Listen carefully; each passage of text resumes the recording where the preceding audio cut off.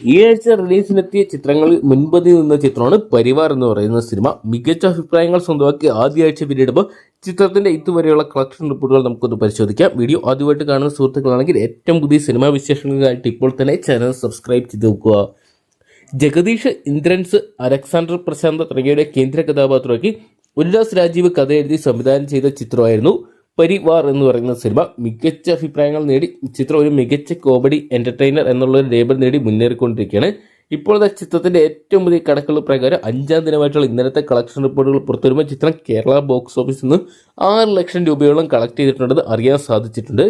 ചിത്രത്തിന്റെ ഇതുവരെയുള്ള 5 ദിവസത്തെ വേൾഡ് വൈഡ് കളക്ഷൻ റിപ്പോർട്ടുകൾ പുറത്തു വരുമ്പോൾ 50 ലക്ഷം രൂപയാണ് ചിത്രം കളക്ട് ചെയ്തിരിക്കുന്നതാണ് ഏറ്റവും പുതിയ റിപ്പോർട്ടുകൾ സൂചിപ്പിക്കുന്നത്. ഇതൊക്കെയുള്ള മികച്ച അഭിപ്രായങ്ങൾ സ്വന്തമാക്കിയ ചിത്രം ലിമിറ്റഡ് ആയിട്ടുള്ള തിയേറ്ററുകളെല്ലാം തന്നെ നല്ലൊരു പെർഫോമൻസ് തന്നെ കാഴ്ചവെക്കുന്നുണ്ട്.